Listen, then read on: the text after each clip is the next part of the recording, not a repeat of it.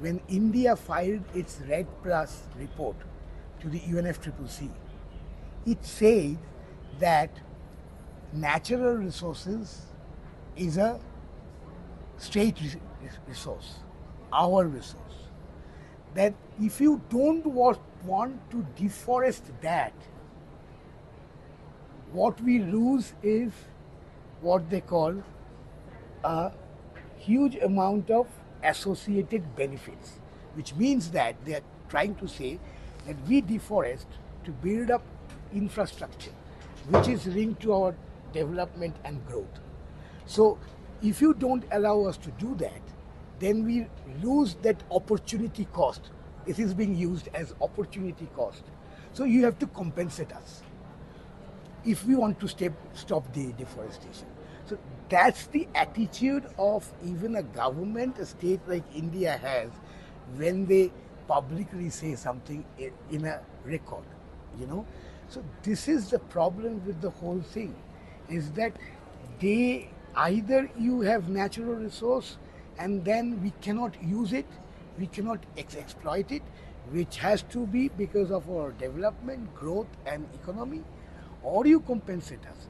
This whole demand of biodiversity finance, to me, is because of that. It's less to do with biodiversity loss. They all want money from any source that is possible. And what is happening is that your public resource is now being used tacitly by the private sector to de-risk their investment. They all understand that. But the funny thing is that why they are doing this is that the 20 billion or 30 billion that is there in the target of public resource mobilization is actually being used to de-risk private sector investment going up to 170 billion. So you're using your public money not for what should be used, but to de-risk the private sector money, because private sector will not come until you give the guarantee our investment is guaranteed. Biodiversity finance much more than that, if you really need to hold biodiversity loss. But then what we are having is that our scarce public resource is being used as a de-risking of private investment. It's very clear that they won't invest unless they get a guarantee from the government, and that guarantee is you have also invested in the project. So if we come there, it's your duty to facilitate us to build up the project.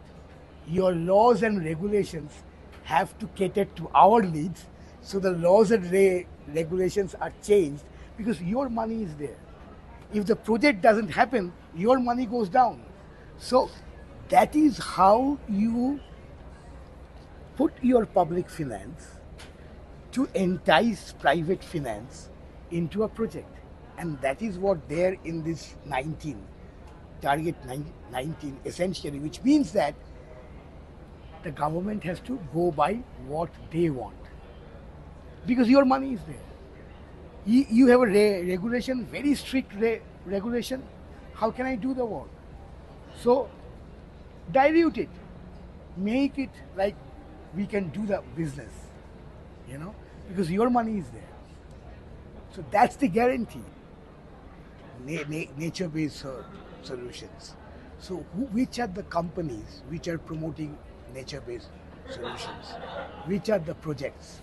So you invariably come to the big oil companies.